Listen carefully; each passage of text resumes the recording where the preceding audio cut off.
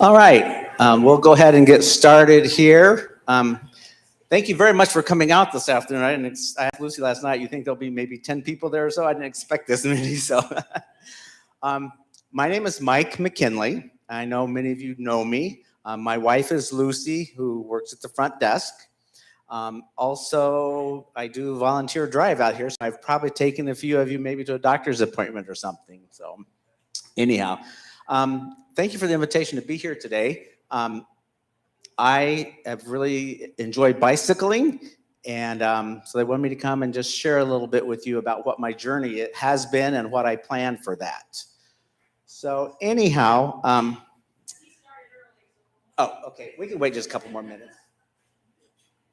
I know it's important to get out of here for dinner time, so I want to make sure I got started.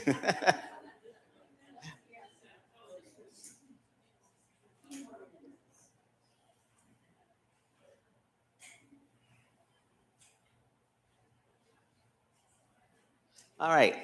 Again, I'll repeat for those. My name is Mike McKinley, and my wife is Lucy, who works the front desk at Timbercrest. And several years ago, I was a consultant pharmacist here, so I've been involved with this facility quite a bit through the years. But I'm here today to talk to you a little bit about my biking journey and what it means to me.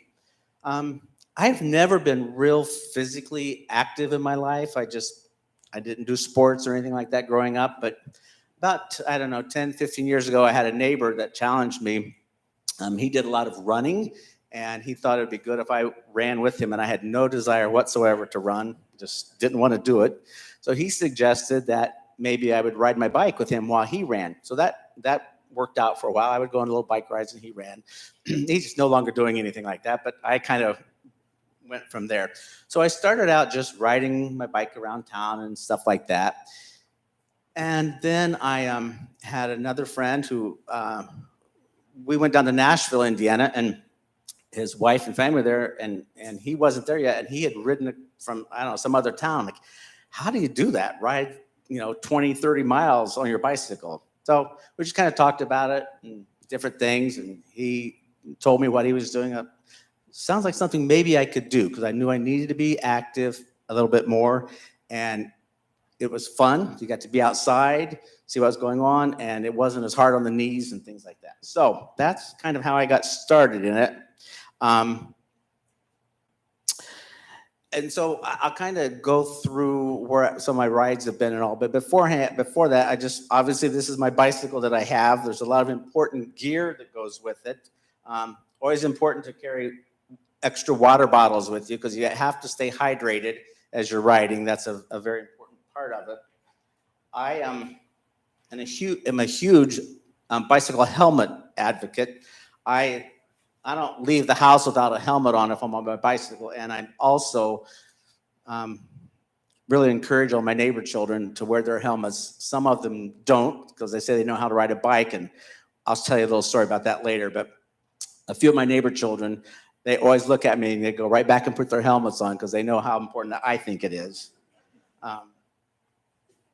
Let's see what else. I do. This thing is called a road ID that I wear. It's like a little ID bracelet. It's got my emergency contacts on it, so that if I have an accident, because I do ride by myself a lot, and I ride in groups of people I don't know. So it's got 3 important phone numbers on there if I have an accident or I can't speak for myself. And I have seen that happen to other people as we've been riding.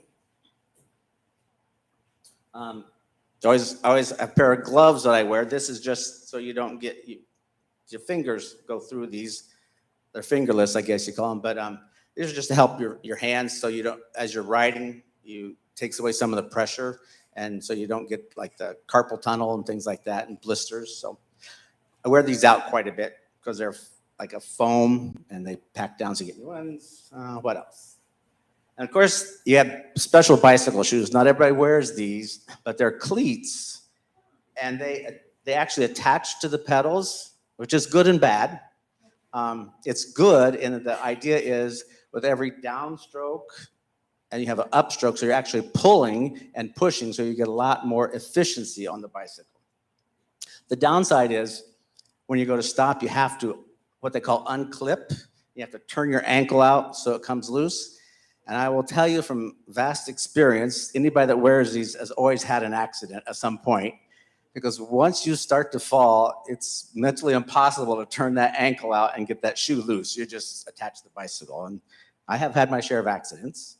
One time I actually hit some gravel and went down, and I was laying there on the ground, and I still couldn't get the pedal or the shoe unclipped from the bicycle. I had to actually pull my feet out of it to get off of it. That happens. You always take extra nutrition with you because you really do use a lot of energy in riding the bicycle, the distances I ride. So you always have some kind of snack along.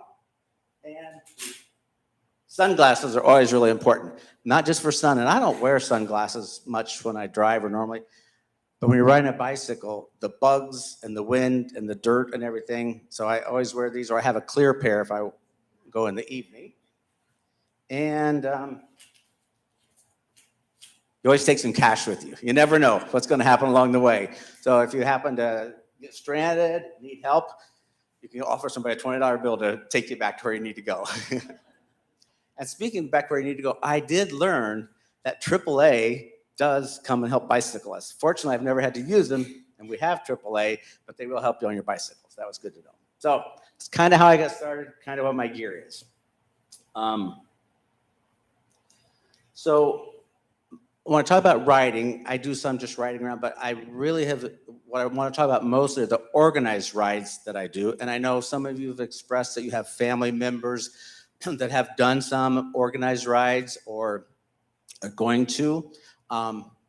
There's lots of different types of organized rides. One some of you may have heard of locally is called the Dam to Dam ride, and it's coming up in a couple weeks here in Wabash County. And in rides like that, there's two different types. One is strictly just for recreation. You pay a registration fee. You go there on the day of the ride, and they have a map, a route marked out, which we'll show some of that in a minute. And you just ride your bike with other people. You can take friends with you and you can ride, or you can just ride by yourself. But they're not races. There's never a time. Well, they want you to be done by a certain time, but nobody's trying to compete against anybody else. You just go out and ride. And those are just for fun. Those usually cost around, $35 to $50 a ride, just for a registration fee and all that stuff. But then there's other types that are more fundraiser type rides, more like charity rides. And I'm going to go to one of those in Louisville. Actually, in a couple weeks, it's the day before the one in Wabash County. That one is called Bike to Beat Cancer, and it's to help the Norton's Children's Institute in Louisville. And it's a fundraiser. You ask people to sponsor you, or you just donate some money yourself or whatever. And those are more geared towards a sponsorship. So I'll do that one in Louisville, then come back and do the Dam to Dam the next day. Let's see what else about that. So when you go to an organized ride, they usually have a certain time to end. This Apple Cider Century we'll talk about soon. It was one of my favorite rides. But when you go there, they've scheduled it for a certain day. They advertise it on the internet or mail or however you get emails. So you register for it, and on the day of the ride, you're there. They usually have you start in the morning about 7 o'clock or so. They suggest.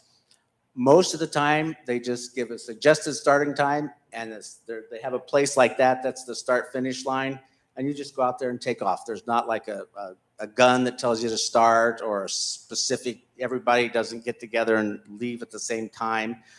You just kind of take off. But then sometimes they'll suggest if you want a group start, you can go there, but you don't have to start like in a race does.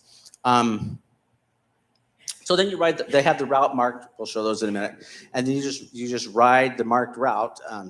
It involves roads, mostly country roads, occasionally highways.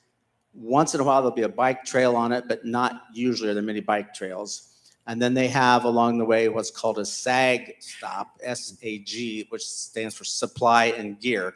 So about every 17 to 20 miles, they'll have it set up. Usually it's volunteers are there, and they have Gatorade, water, peanut butter and jelly sandwiches, always fruit, cookies, things for nutrition. And when they do the Dam to Dam ride here in Wabash County, there's always one at the Lutheran Church downtown here in Manchester is one of the stops. And then the ride that I ride in Winona Lake called the Fat and Skinny Tire Ride, there's always a SAG stop at the Walnut Street Clinic. So you just go in there, they have refreshments, usually some restrooms you can use, and just take a little break and you go on. If anybody has a question, I'm going, just speak up because I don't want this to be, all right. So I started just riding, and I thought, I'm going to get one of these organized rides. So some friends were telling me about this one called the Apple Cider Century, and it's in Three Oaks, Michigan, which is just north of South Bend. It's a small little town. The population of Three Oaks, Michigan is around 2,000, and prior to the pandemic, they would have up to 5,000 bicycle riders show up to ride this bicycle ride. So we got a town of 2,000 with 5,000 people on bicycles there. They're not all that big. That's probably the largest group I've ridden in. Sometimes there's only 300 or 400 people, but there was a lot of people at that one. And so that was my actual first time I rode what's called a century ride. I guess I should explain that too. When you go to these bike rides, they have multiple different distances. Like this particular one, you could ride 15 miles, 25 miles, 50, 75, or 100. Whichever you choose to ride, you could. You could change your mind partway through. But the goal for people that really get into this, like myself, is you always want to see if you can at least ride a century, 100 miles. Usually the first few times you'll do the shorter routes just to kind of get used to it. But so I rode this apple cider a couple times, and it was, I think, 2014. Is that right, Lucy? In 2014, I did my first century ride in Three Oaks, Michigan, and it was just really exciting for me to do that. So now I'm trying to always do the century rides. But anyhow, when you're on the bike ride at this apple cider century, you find these little markings all along. They paint them on the road. So if you're out on a country road, there'll be an orange apple tell you to go straight. A red apple will tell you to turn, because the routes, they all start at the same place, but then they usually make some big loop. But the shorter routes kind of branch off and make a smaller loop. So you have to know which color apple, because they don't keep the numbers with them. You have to know which color apple you're doing, and you just follow that throughout the ride. And that particular event uses the apples. Other rides use just arrows or things like that. But so you just follow that on the road. And sometimes they're not that easy to see. I will. Some events use just like a sticker arrow that they put on the road at different colors. And one ride I did in, I think it was Virginia. They did that, and unfortunately, it had been a rainy day, and there had been an Amish funeral or something, and lots of horse and buggies had gone through that road after they had put the stickers down, and the horse host had kind of, it was challenging to figure out where you're supposed to be. So there are some challenges out there. They always give you a map like this also. I don't know if you can see it well, but so you can fold that up and carry it with you. If you get lost, you can kind of find your route. And for those that are way more tech savvy than I am, you can download electronic maps to your devices on your bike. Which I'll talk about in a minute. So you can download a map and follow it, but I never do that. So if you do get lost, you can find that. And I didn't mention, I'll backtrack, but I have this thing on my bike here it's called a Garmin, and it keeps track of, as I'm riding, it keeps track of how fast I'm going and my miles and all that. So that's really helpful to have it. I could download these maps and I don't. But the nice thing about that is I retired a little over a year ago from a healthcare company. And when I retired, the people I rode with gave me this light for the back of my bike. The really nice thing, it has a little, what do you call it? A sensor on it. So if I have a car coming up behind me or another bicycle, it flashes on this, and a little dot goes down the side, so I can tell somebody's coming behind me. I still use my mirror a lot because I want to count on it. There's a little tiny mirror right here.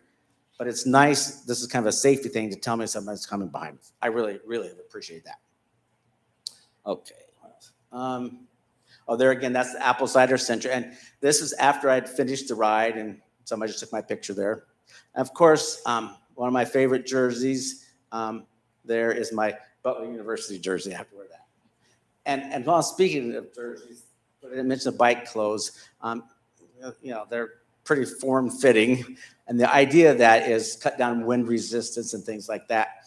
And so a lot of places I go, they're always selling the jerseys, and I have several. And Lucy asked me, well, how do you know which jersey to ride at a bike ride? I said, well, the key is if I go to a bike ride in Kentucky, I want to wear a jersey from another bike ride, not that one, because then somebody there might say, hey, I've ridden that bike ride, and so you find something in common. So I always try to wear one from a different event.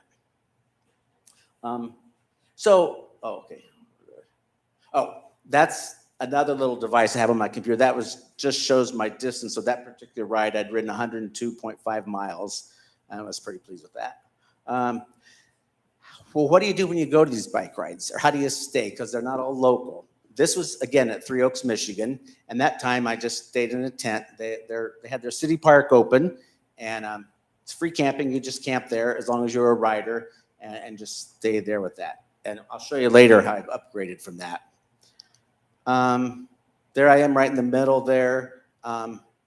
This is a group ride that I do every year. It's actually the company that I retired from.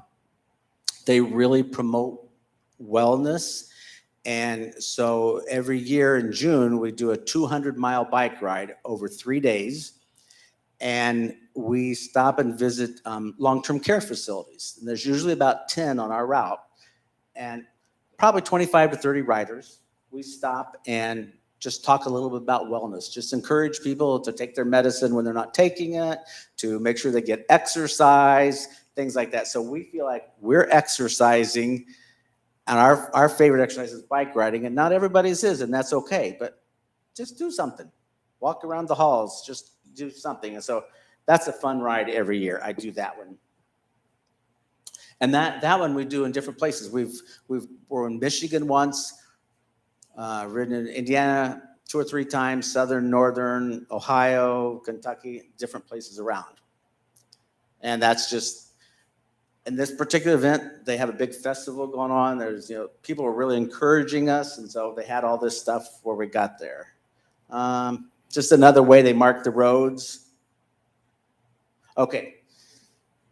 It's been, I don't know, a year and a half ago or a little over that. I decided I'm going to reach out and go to a ride I've never gone to. Because the others, like the Dam and Wabash, I'd heard about that. My friends took me to Three Oaks, went to that. So I started looking. I found a ride in Virginia. That just sounds like fun. So Lucy went with me. Lucy doesn't ride, but she does come along with me sometimes. And we went to Virginia. Wow, what a challenge. There's a lot of hills out there. A lot of hills. And I wasn't quite used to that. But I rode it, did 100 miles down some backcountry roads and places that I really had my eyes open when I looked how some of the people live out in those back roads, and it's very enlightening. But at that trip, I said, you know what? I'm approaching retirement. It's coming up soon. I just want to see how many states I can ride 100 miles in. So that's kind of where I started. It was in Virginia. And so it was beautiful there, and we had a great time. But that's when I decided to do this. And that's a picture just at the edge of town. They were welcoming us. Again, there's just another example of a map that they would give you. Picture of me. And this is not this bike. This was a different bike that I had. And see, in that particular day, it was cool and rainy, so I had some rain gear to wear. I think that's still Virginia, just riding down some of the roads. And that's why I like riding. I mean, it's just beautiful. I mean, you go to different places and you're out there, you're breathing nature, you're seeing nature. And I ride by myself a lot. I might be in a group, but I'm still by myself. And it's just a time I can reflect and really enjoy that. Okay, let's back up. So I decided if I'm going to see how many states, I've never said I'm going to ride in every state. I make that clear. I'm going to see how many states I can ride 100 miles in. I want to do this. Well, to do that, you have to have a really good bike. Now, if any of you noticed out here on the tables you came in, I have lots of little bike trinkets, little bike things. And Lucy loves to buy me stuff like that. And they're great. But I said, I just really would need a new bike. So this is back during the pandemic, and it was to get a new bike took months and months and months.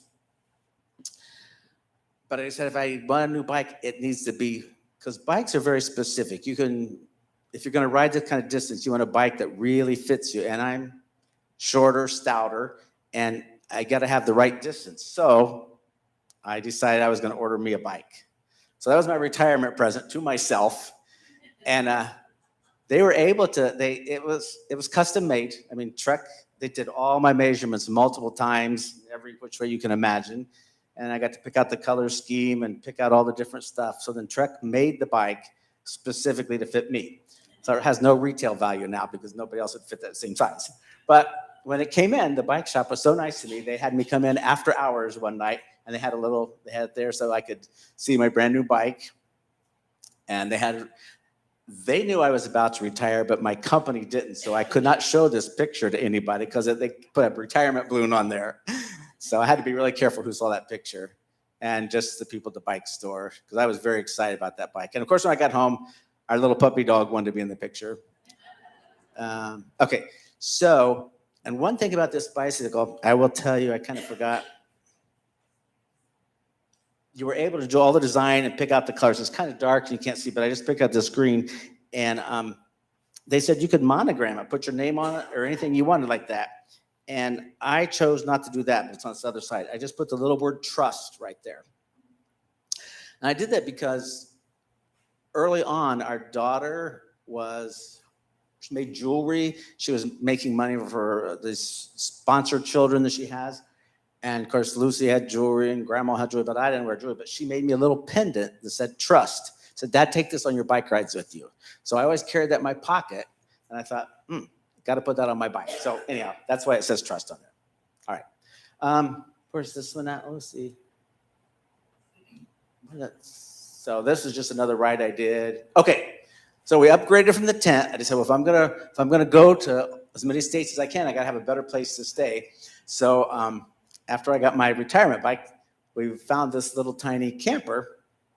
So Lucy can come with me and she can hang out at that while we go. But I don't pull that with my bicycle, because my bicycle is not an electric bike. It's a manual bike. I have to pedal. There's no electric to it. So I wouldn't be able to pull that. But I do take that with me, so I have a place to stay when I go out of state and different places and stay in that.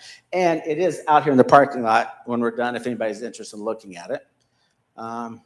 That's my new bike, just another helmet, sunglasses, all that. And so sometimes you're in big groups like this. This was Strawberry Plains, Tennessee, I believe. And, I forgot to give that list in there. So this is Strawberry Plains, Tennessee, and that's kind of near the start of the ride. Everybody's just kind of getting ready to take off. I'm going to backtrack because I forgot this. Okay, so I said that I wanted to see how many states I could ride in. Well, so far, not that impressive, but I have ridden 100 miles in 11 states. Some of them multiple times. So I've ridden in Wisconsin, Michigan, Pennsylvania, Virginia, Indiana, Ohio, Maryland, Tennessee, Kentucky, Illinois, and South Carolina. So those are the ones and some of those I've ridden multiple times in. And then in addition to those, I've also ridden in Minnesota. I didn't quite do 100 miles there, but we went up for one of Lucy's family's reunion, and I had a fun opportunity. Her grandparents, a few generations back, had moved the family farm. About 100 years ago that they had moved the family farm. So her cousin and I went to the old farm and rode to the new farm for the picnic. So that was kind of a fun thing to do. And then I also rode in Alaska, and that was fun. I did that with a friend, and we got on a tour, and we went to Canada. And then we had to take our passports, and we got to ride from Canada into Alaska. So that was fun. So I have done 11 states so far with 2 others. And so this one was Tennessee. Just when I finished, just more pictures there. Sometimes when you get to the town, some towns are very supportive of it and real excited. This was London, Kentucky. I was supposed to ride that one last year. It was in April, I think, and right before we took off, we heard that they had a sleet storm down there. I'm like, I'm not going to go because I don't mind riding in the rain and things like that, but I am not going to the hills of Kentucky and ride in the sleet in a place I don't know because I wasn't going to. So I didn't go last year, so we were able to go this year. It was much nicer weather. And at this ride too, I met it's fun on these rides because even though I go by myself, usually I meet people, you just start talking. And on this ride, I met a man, I think he was probably in his early 40s, I would guess. And he was riding in honor of the donor. And I said, what do you mean? He goes, well, he had a heart transplant 10 years prior or something like that. So he was going to do a 100-mile ride. So it was fun to ride part of the ride with him and get to know him. Again, a ride where I just had lots of gear there because it was cold. I had a headgear on and stuff like that. What else? This was Tennessee, I think, was it? Yeah, Strawberry Plains, Tennessee. And this is a different way they mark roads. Now, the problem with this, there's not stickers on the road, there's just signs. And they did caution us that at this one particular corner, there was a farmer, nothing personal here, but there was a farmer who didn't like it when they put signs up, and he would go out and take them down. So they told us to make sure when we got to this corner that there may not be a sign there, but to make sure that we knew to turn. This was Redbud Ride. That was Tennessee, wasn't it? Yeah. Okay, there's that. We'll just go through these and get short on time here. London. Just random pictures. Am I going back? No. Oh, I don't know what this is that guy's doing, but just sometimes you're in small groups. Oh, lots of people. There's the camper. Oh, this is here in North Manchester. This last winter, there was a day that was terrible. Everything closed. Nobody was open. I said, I can't miss this day. And I got a ride in this snowy weather. People couldn't go to school. So I just got and rode 1 mile on my bike. Tennessee. This is the Fat and Skinny Tire Ride in Warsaw. Met a guy, never knew him before, but he was riding his first century ride, and we just kind of talked. So I finished it with him, and he was so excited to have somebody ride with him and to celebrate the fact he'd ridden 100 miles. Nickel Plate Trail is a bike trail I ride quite a bit. It goes from Kokomo to Rochester, and this is a fun trail to ride. Camper. Got to get to this one here. Oh, this was in Wisconsin, Lake Michigan behind me. Loved that ride. Sheboygan, Wisconsin. Where are we going here? Oh, okay. When I go to the barber in the summertime, I always say I want my helmet cut because that's what your bike helmet does to your hair. All the ridges. So I always get it cut shorter. I was blessed with thick hair, but I don't like it with the bike helmet on. Amish Land and Lakes, I ride that one up around LaGrange. Met those people last year on the bike ride, and they were at it again this year. So I got to visit with them. Illinois, the Two Rivers Century, that was over in Illinois. I got mixed up on the dates. I went over a day early, so I came back home, went back over. I got this one where, Festivilo. I love Festivilo. That was in Walterboro, South Carolina. And I don't know if anybody's ever heard of Walterboro, South Carolina, but they were telling us all these interesting facts. It's a 4-day ride. You could ride 100 miles each day, and if you rode 100 miles each day, you got the Iron Butt Award. But as soon as we got there, they started talking about, well, we may not offer that this year because of the tropical storms. Like, I never thought about tropical storms. So we're having tropical storms come in, and we may not be able to ride. It was really, and I was in my little tiny camper, and I'm going to go rolling across the campground. But fortunately, it didn't get so bad, and we're able to ride. But each day you go out, they would tell you, on this road, look for this. They had where some Bubba Gump stuff had occurred and stuff like that. But then one day we were out, and they were telling about the Murdoch murders. Like, what are you talking about? Well, I came back in the alley. We rode our bikes right by where all the Murdoch stuff has occurred, if you've heard of that. I followed it on the news when I got back. Just a small trivia there. And what else? This is some of the SAG stops. They have all kinds of food and stuff. In June, I went to Ohio, rode 220 miles. Then I went to Pennsylvania and rode on the Great Allegheny Passage. It's a bike route that goes from Pittsburgh to Washington, D.C. And I camped at Ohio I'm not go through this, Ohio State Park, and I paid an outfitter an undisclosed amount of money to transport me to Pittsburgh, so I could ride the 100 miles back. So that was lots of fun to ride that trail. So that was in Pittsburgh where the trail started. Some people, we got lost along the way, so I did. So some people helped me. That's the gravel trail you can see we rode on. So I did 100 miles pretty much on mostly that type trail. And yeah, what else? That's okay. So we're really close on time. I apologize for that. So what's coming up? Well, I still got some more rides going. I'm, like I said, in 2 weeks, I'm going to go to Louisville right there, come back to Dam to Dam. And of course, I'll do the Apple Cider Century in September. It's always beautiful in Michigan in September because the grapevines are blossoming or blooming. The grapes are ripe and it smells beautiful. And then in October, I'm headed to Alabama for an organized ride down there. It's a ride about safety. And then while I'm there, I'm hoping to maybe do a little bit in Louisiana, Georgia. I don't know. I'll just take off for a week in my camper and find a spot to ride. So anyhow, it's almost 4:30. I talked a lot. Sorry about that. I don't know if anybody has any questions or anything. Thank you for letting me come and share it. It's just something I'm passionate about. I just enjoy it, and it keeps me active. So if you want to look at the displays we got back there, if anybody has a question about my bike, or if you want to see the little camper we have, we've got it open up out there. So, all right. Thank you very much.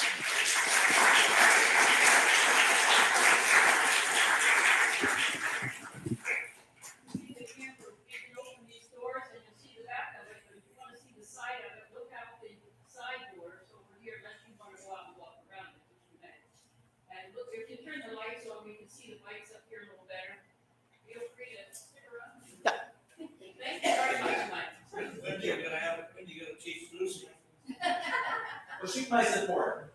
You know, I need her to be my support. So, because she does have a bicycle. And we